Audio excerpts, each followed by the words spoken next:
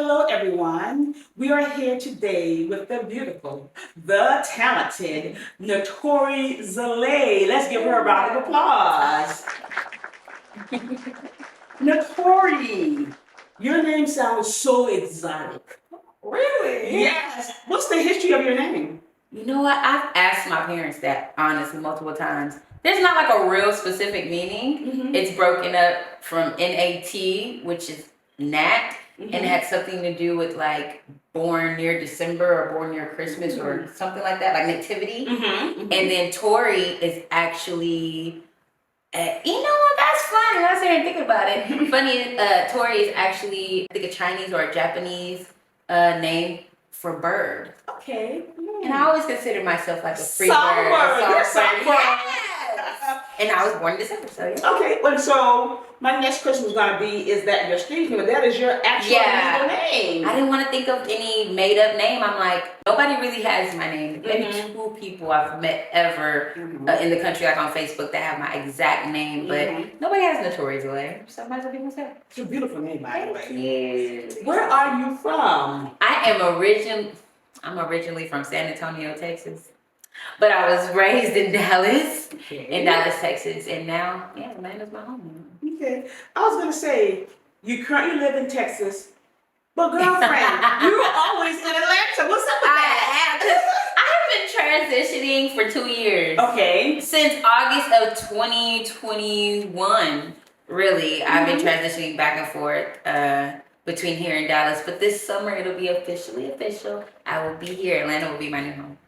You're actually relocated? Yes, relocated. Permanently? Permanently, yes. Great. So, folks, we're going to hear a lot more of Miss NaToree Zelai. That's awesome. I am a huge fan of your music. Your vocals are all of that, okay? I've attended a couple of events where you performed, and baby, you blew me away every time. Thank you. Is singing your passion? It is. It is what I was created to do. It's what I'm anointed to do. It is my number one passion. Number one passion. Awesome. Well, one of my favorite songs is ATM Baby. Oh my God, I love it. Tell us how that song came about. Does it come from past experience? Did you actually experience some of the things that your lyrics say? Yes, I actually wrote it about my last situationship that I had.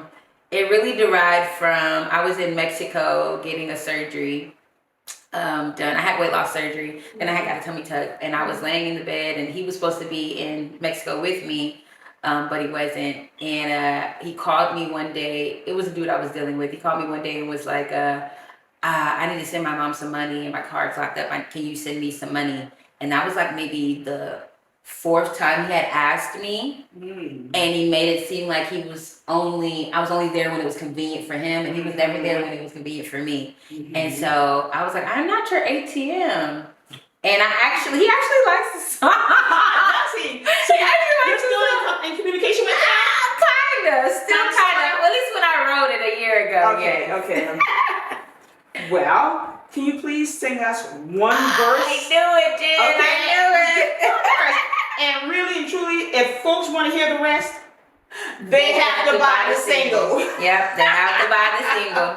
They have to buy the single if you want to hear the rest. So I guess I'll just do the first verse, which is, tell me all the things I want to hear, my love. Going strong with all this time we spend. No doubting that I'm all in. But then you switch it up on me like I'm just a friend. Talking crazy to me once again. Why can't you just listen instead? You tell me what I need to say. You tell me what I need to pay. And that don't sit too well with me. And now we're arguing. When you tell me what I need to say, you tell me what I need to pay. And that don't sit too well with me. So now I'm forced to leave. 'Cause boy, I'm not your ATM baby. Awesome. I love that song. Thank you so much. When we first heard it, we were like, oh my God, this is it. This is it. Have you seen the video? Yes. Listen, baby.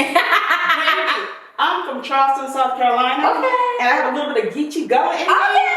So let me say it to you like this. I you. I see you in the video, baby, dancing, and your booty shorts. I was like, go, Tori!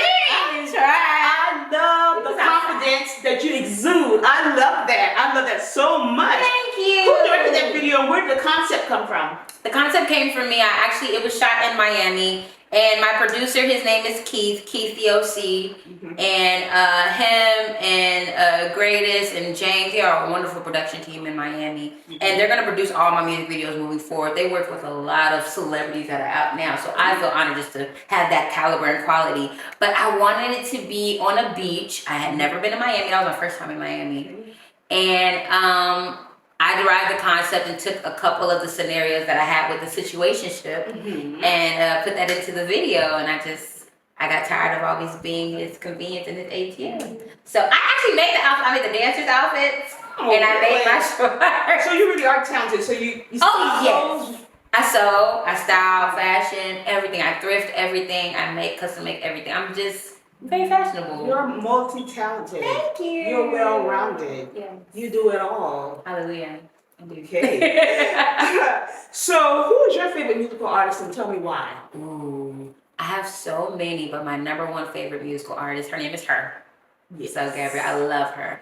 I'm big on your tone, your texture, and storytelling. I relate to her. We share stories in similar ways. So that's why I'm able to relate to her, but she's my number one favorite. So her music kind of shaped your style of music, would you say? No. No? Honestly, if anything, because I've been singing way before I even knew who she was. It took me years from 2015 till now to find my pocket, my voice. Your niche. Right, my niche. Because I could sing and imitate anybody else's, but it wasn't until 2 years ago I finally found my sound. So when I discovered when she came out with her first album, that gave me the confidence, like, I can rest in this low tone and I can still hit these high notes too. I don't have to just fit what everybody thinks I should do. And I found my sound. So she inspired me to be more confident in my voice. Do you write your own lyrics for most of your music? All my music. I write for other artists.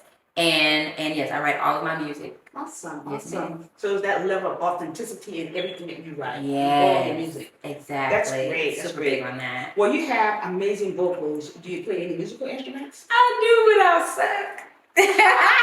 So your instrument is your voice, right? Right, that's my main instrument. I do play the guitar and I play a little bit of the piano, a little bit, but not enough to like play an event. Just enough. I'm more of a producer. I produce my own music, so I can go in the studio and I can play each instrument and tell you what I want to hear and have an engineer or producer produce it for me, but I can't play on stage. Okay. I would just be there plucking. So how long have you been singing? I have been singing my whole life. I've been in contests and events and festivals all my life, but I've been singing professionally and putting my own music out since 2014. Okay. So I saw one of your shows recently where you covered my favorite R&B artist, Really? Tamia. Oh my God, I love Tamia. Me too. Anyone who could sing any of Tamia's songs has me as a fan for life. Oh. You did that. And you thank also you. sung one of my favorite songs that Tamia sings, which is Officially Missing You. Yes. I just love that song. That's my go-to heartbreak song. Why did you choose that song? Sometimes I get in my feels. And that's my favorite song vocally because she's low most of the song, but in the second verse she goes so high. Her range. And is awesome. exactly. And but she has such a softness to her voice, and I love to exude that in my own music. So it was just a perfect song for that setting. So have you met Tamia? No, not yet. Not yet. I have not met her either, but I've met her husband, Grant Hill, on more than one occasion. Wow. And true story. This is a true story. So we were at a function, it was sports related. Okay. And Grant was there, and I'm like, Grant, I said, where's Tamia? He said, she couldn't be here today. Our daughter had a soccer game. I'm like, I was so bummed. But I love you, Grant. You know we're cousins. I'm Janice Hill, you're Grant Hill. I love you. But Tamia is my girl, okay? Right. She is my girl. So, have you opened for any well-known artists? Ooh. I opened up for PJ Morton But that was at South by Southwest. I don't even remember what year that was. That was like 2010 or 11. Was he doing gospel at that time? No, that was when he first branched out to mainstream. That was like right when he first branched out. And then I've opened up and I've sung background for Jessica Reedy. There's a few other people, a few other gospel artists. Right. Okay. But not anybody major yet. Okay. Not yet. So did you sing at church at all? Oh, my father's a bishop. Oh. And I grew up as a worship leader, and I grew up in the church. So yes, I have corporate worship songs that I still are performing, still have written. I still minister at churches as well. So, yeah. I love it. So you released a new single recently. Yeah. It's called Fumble. I just can't fumble.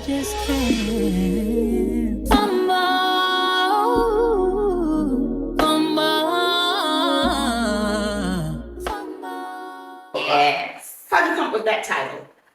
Let's go back to this situationship. So I'll just say this, okay? This album that's coming up, it has 14 songs.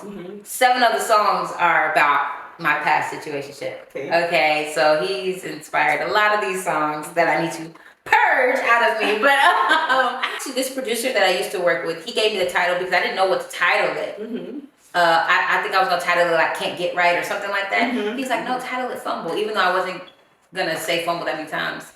But he was like, "Title it Fumble." I was like, "You know what? You're right." But that song's also about him. The beginning of our relationship. You know, he would always pick me apart and say things like always constantly correcting me and made me feel like I wasn't enough. But kind of painted it in a way where he made it seem like I could fumble him versus him fumbling me. So that's what that song's about. Okay, awesome. So let's talk about some current events. Okay, yeah. So mass shootings are on the rise in 2023. As a matter of fact, sources have said that there have been 131 mass shootings with 4 more wounded or killed so far in 2023, compared to 113 in 2022. This is a really, really sad commentary. Yeah, it's heartbreaking. Incidents like the mass shooting in Nashville, Tennessee, in Buffalo, New York, Uvalde, Texas, where you're from. Yeah. Was anyone in your family or any friends impacted by that shooting in Uvalde? My sister Really? was. My sister, she's a 911 dispatcher. She's an EMT. And so she had other dispatchers and EMT friends that had family that was there. Okay. And she actually took some calls regarding that mass shooting. So it's very traumatizing for her to take calls like that all the time. I can imagine. So yeah, it's very heartbreaking. Okay. What is your stance on gun reform? What do you think about that? You asked me a question. I'm going to be honest with you, Jen. I'm going to be real honest with you. I don't give too much life to politics. I don't give too much mental thought. I'm more kingdom-minded in things. Those are the things that are more important to me. Other issues that may be relevant and come up, I address them as they come up. But I haven't honestly given much thought. Me personally, I appreciate what is it, our Second Amendment? Yeah. Okay. I appreciate that because as a trucker, I am a truck driver as well. I've been in situations where I needed to protect myself and I didn't have a gun. So I do believe in the right to bear arms. Okay. Honestly. Yeah. So I am really, really afraid of guns. I was too. And I never wanted one. Okay. I never Me either. I was terrified. When COVID came around, and people were buying all the guns and bullets off the shelf, that makes you free. Because they were afraid that it was going to be some type of civil unrest. Right. We're going to have food shortage and all things like that would draw unsavory people to us. Okay. So I went out and I applied for a license to carry. Okay. And needless to say, I now have 2 guns. Okay. Pat and Charlie, okay? Right. Pat and Charlie. Charlie is my Glock. Okay. Pat, well, let's just say that's my little 38. Say hello to my little friend. Right. Okay? That's what I want to get. Yeah. So, I don't think that any and everybody should be able to purchase guns, especially assault rifles. there should be some measure in place to ensure that guns don't fall into the wrong hands. Right. If you own a gun, people just be responsible. Right. The protocol needs to be a little bit more defined. So specifically, you mentioned already the Second Amendment. So the Second Amendment, I'm going to read this to make sure we get it right. Okay. The Second Amendment says, a well-regulated militia being necessary to the security of a free state, the right of the people to keep and bear arms shall not be infringed. That's right. I get that. But do you think that everyone should have the right to bear arms? People like those who have mental illness, people who have an extensive violent background, should they have the right to bear arms? Just like not everybody can get a passport, I don't think everybody should have a gun. Especially if you're aware of those predispositions that they're in. Everybody should have access to a gun. There should be a defined protocol that everyone has to follow. Absolutely. And it is a little harder, even in Texas. A lot of times you can just go up to a shop and you don't really need much identification or qualifications to get a gun. So that's what makes it a little more dangerous. It can get into the hands of anybody, but I think the people who legally have the right to have the gun, it shouldn't be a French problem. Yeah. I agree. Okay. So, what upcoming events do you have? Glad you said it. So, Mother's Day, May 14th, Mother's Day. I have a brand new residency at the Dancing Crep where we met.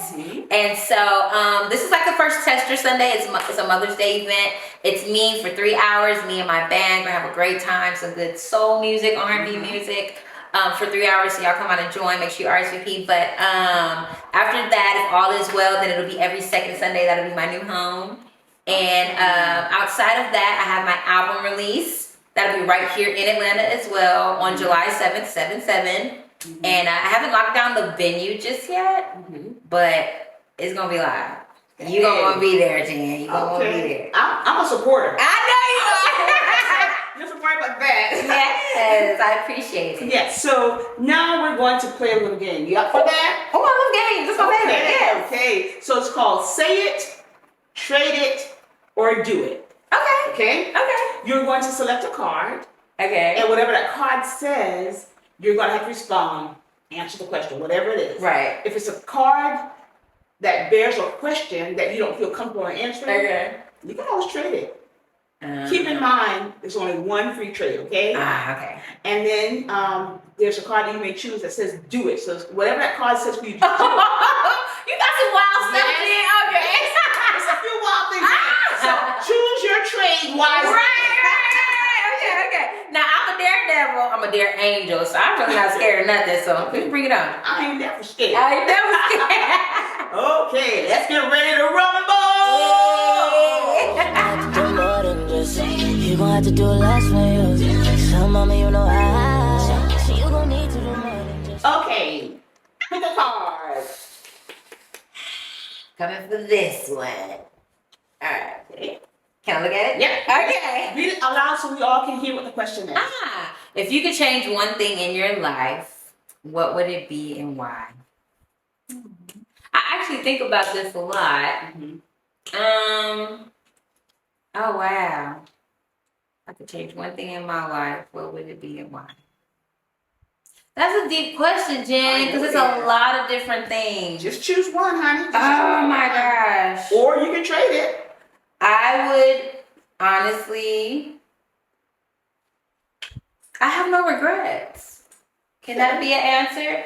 Honestly, the testimony I have, the story I have now, and I actually have an upcoming video shoot and song that I wrote that's unreleased that is about this topic, living a life of regret or dealing with the limits that life gives you and your perspective on it. So honestly, I wouldn't change anything. If I had to change anything, I would have given my life to Christ sooner, if anything. But as far as the events in my life, I love the person that I've grown to be. Awesome. I love that. You use so much confidence. I love it. Thank you. Let's do it again. Oh, Lord. Okay. This one was peeping for whatever reason. Okay. Ooh, Jen, you made me nervous. Tell us one of your deepest, darkest secrets. Yeah, I'm not comfortable. Okay. Yeah, no, I can't do that. Not on this interview. Y'all gotta wait for my book when I'm ready. Y'all gotta wait for that one. So I'm gonna trade this one. Okay, so I can put it back in the deck? Put it down. Oh, put it down. Yes. Oh, that's my only trade too. Okay, this is the other one, I think. You looking at it funny. Yes, babe. Yes, babe. Teach me how to doggy. That should do it. Oh man, that is my do it. I gotta really teach you. I know how to do it. I don't know how to teach you. Hey, demonstrate. Show. Oh, I can learn to stand up. No, I can just sit here and do it. Okay, teach me how to do it. Teach me how to do it. That's it. Everybody just, I don't know, you bob your shoulders and you, I don't know how to explain it. I don't know how to do it. I don't know. That's how you do it. Thank you so much for being such a great sport. Tell us about your social media. How can people find you? Yes, you can find me at NaToree Zelai. Everything, as far as Twitter, Facebook, Instagram, SoundCloud, everything is NaToree Zelai. That's NaToree Zelai. Straight like that. Period.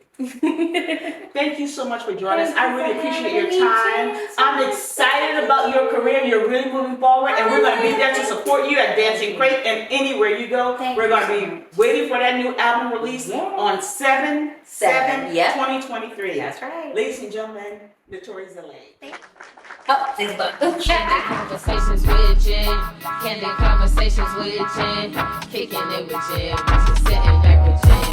Chatting up with Jen. Kicking it with Jen. Sitting there with Jen. Candid conversations with